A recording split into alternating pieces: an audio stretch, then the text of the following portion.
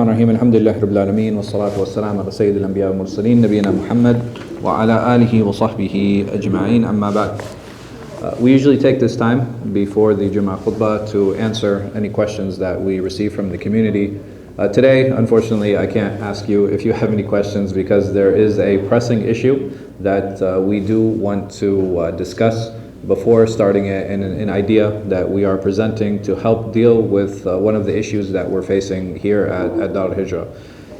I'm sure all of you see the attendance, right? The masjid fills up especially for the 12:15 and 1:30 Salah. The masjid is completely packed. So we're trying to figure out strategies on how to mitigate some of these problems and to help people come to the masjid. Because the biggest problem isn't attendance. Alhamdulillah, there's room and there's space.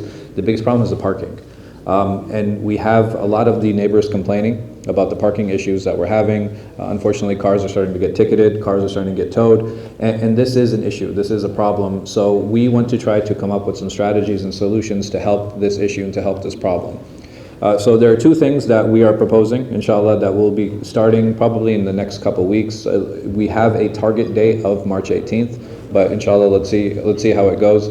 The first of them is that we're going to add a khutbah. We're going to add a 10 a.m. khutbah, inshallah. So now we're going to have a 10, 11, 12:15, and 1:30 khutbah.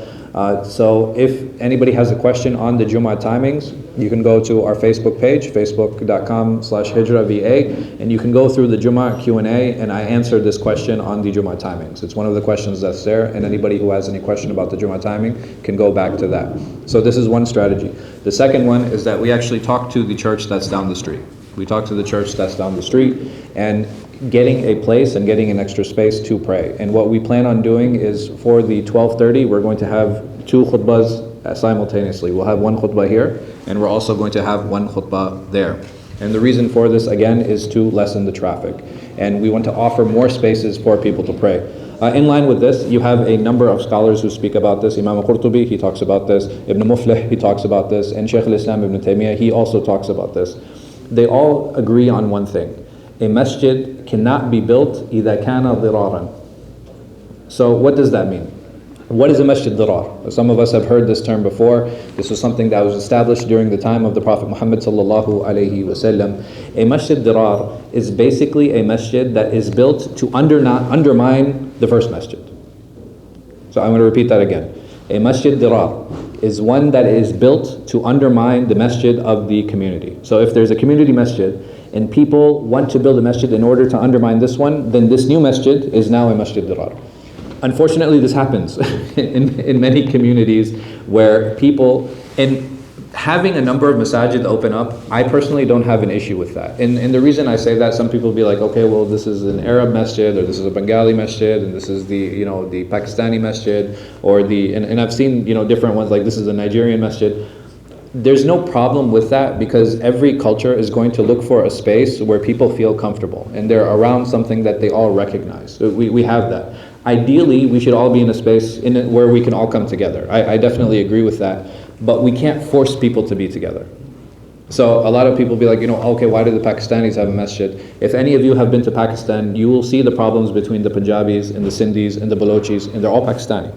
If any of you go to Egypt, you have a problem between the Fallahin, and the problem between the people from Cairo, the people from Aswan, the Nubian, everybody. So it's not like, because they're from one place, they don't have any problems. No, any country you go to. Like I lived in Saudi for 10 years, between the Hadariyin and the Bedou, there are huge problems. Hatta bain al-Qaba'il al-Bedou, even between the Bedouin tribes, they had their own problems and their own issues. So it's not like, if I come from one culture or one ethnicity, all the problems are going to go away. That doesn't happen. But we as people, we as individuals, we always look for things that we recognize. And when we see things that we don't recognize, we feel uncomfortable. Even here at Al-Hijrah, we have programs where just the Habashi community holds. And it's just the Ethiopian community, and they do things, and they'll have a program in Amharic. Why? Because they want to be around people they can understand. They want to be around people who are addressing the issues that they are facing specifically. Even the Somali community, they have programs that are catered more toward the Somali community than the rest of them. And then the universal programs we have, why are they universal? Because you'll find most of the people who are attending are the people who are raised here. And even those people, what is their shared culture? They're all American. So think about it. Yeah, all of the people who are coming together, one of the supporting reasons, and it's not the main reason, one of the supporting reasons is because they share a culture.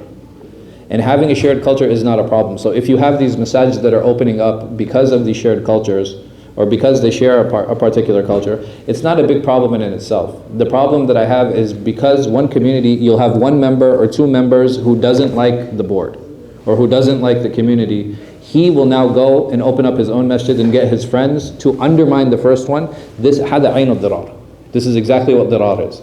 But I want to share with you a quote from Shaykh al-Islam ibn Taymiyyah on this issue, where he says in his fatwa, he says يجوز بناء المسجد آخر إذا كثر الناس وإن كان قريبا مع منه لبناء المسجد ضرار.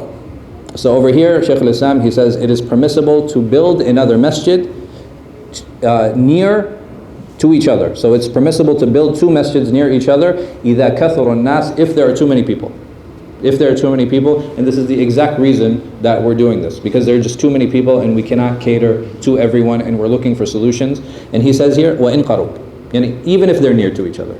Even if they're near to each other. So some of us might complain that, okay, well this is only like a 6-7 minute walk from here. How is it okay that you have this?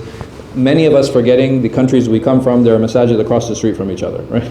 So this is real, and it happens, and sometimes there's a need for it. And in this situation, it's the same idara, it's the same administration, it's the same community, and we're not doing it to undermine anyone. We're doing it so that we can cater to more people, inshallah.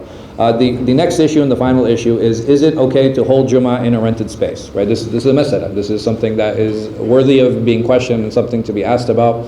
The Jumhur of scholars, the majority of scholars, they find this to be permissible. It is okay to hold Jummah in a rented space.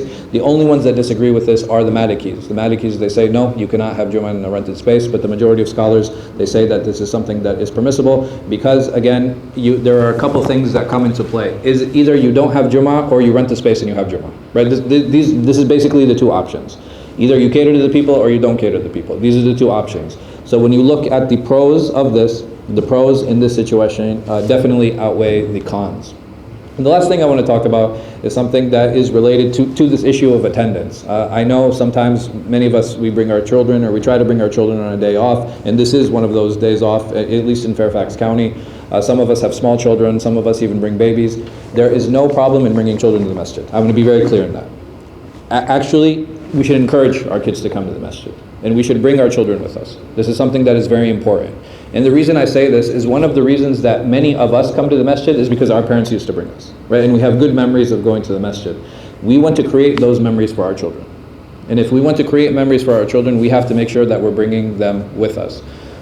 The only issue that I think is very important for us as parents, fathers and mothers, not just mothers, this is fathers and mothers, if our children are coming to the masjid, when it is time for the salah, when it is time for the salah to farilah, when the salah is standing, when the iqamah is being made and the prayer is being started, keep your child next to you. It is not appropriate that the child is coming and disturbing the fard salah. If it happens once, twice, adi, it's okay because they're training and everybody's going to overlook it and everybody's going to understand. But if I'm bringing my child every single time, and every single time during the fard, I'm talking about, during the fard prayer, if he's coming or she's coming and disturbing the jama'ah, then this is something that needs to be looked at. Because me disturbing the jama'ah, one of the purposes of the jama'ah and one of the purposes of the prayer is khushu', that I have humility and then I'm focused during the prayer. And I need to train my children during fard time, you need to be quiet. And the best way to do that is keep my child with me. If I'm a father, I'm a mother, keep my daughter with me, keep my son with me. And this is the best way to keep an eye on them. While people are playing sunan, I know people complain, oh, their children running, blah, blah, blah. Yaqi, nobody said you have to pray your sunan here. You can pray your sunan at home. And this is a community space. This is not my space. Anna masajida li, for who? Lillah. It's not for me. It's not my space. It's not your space. It's not your father's space. It's not your sister's space. This is an entire community space.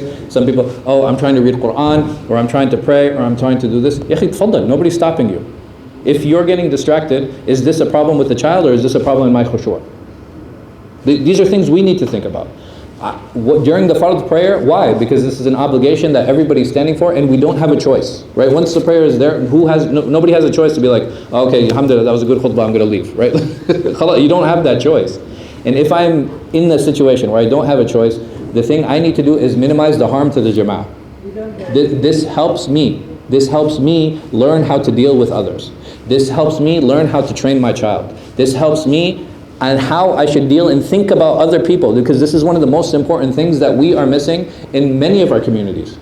We are so busy thinking about ourselves, and so busy thinking about my prayer, and so busy thinking about my standing, so busy thinking about my place, so busy thinking about, oh, I'm going to be the one to make the iqamah, I'm the one who's going to make the adhan, I'm the one who needs to reserve this space, I'm the one who's going to allow my friend, I'm the one who's going to park here, I'm the one who's going to do this. Ya akhi, ya akhi, ya akhi, ittaqillah. Anna masajid lillah.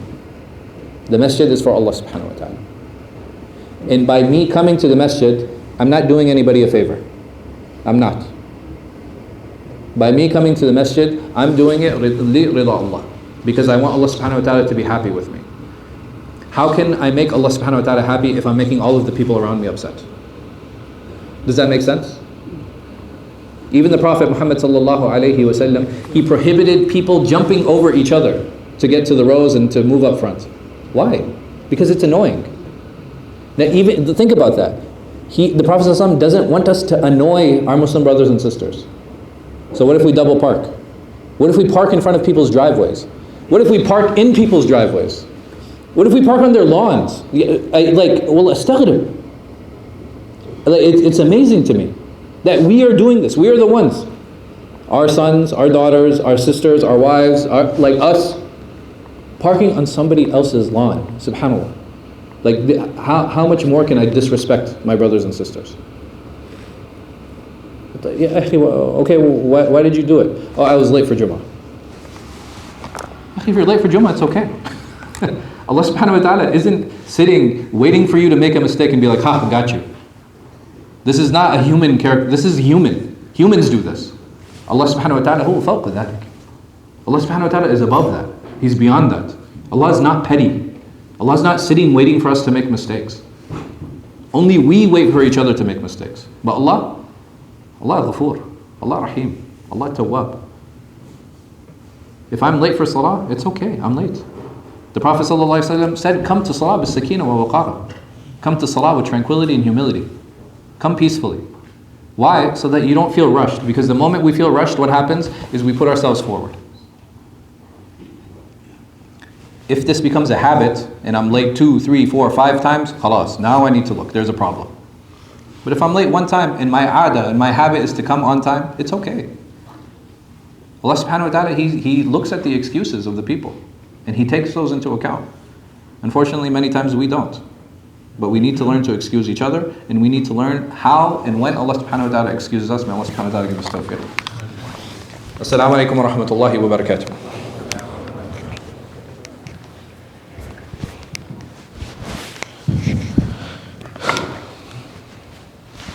Allahu Akbar, Allahu Akbar. Allah.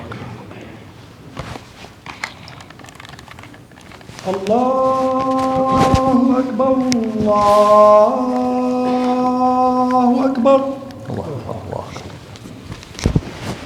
Ashhadu an la ilaha illallah. Ashhadu an la ilaha illallah.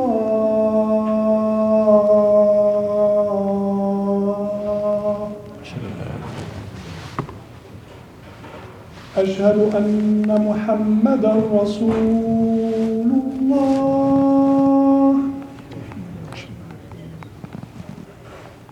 أشهد أن محمدا رسول الله.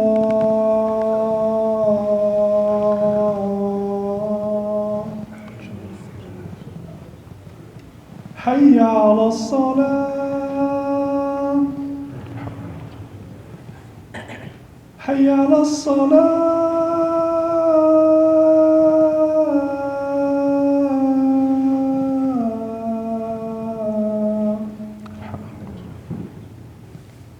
حي على الفلاح.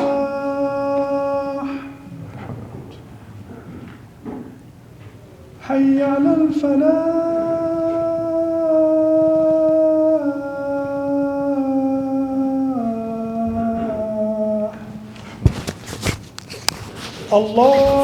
الله أكبر الله أكبر. Allah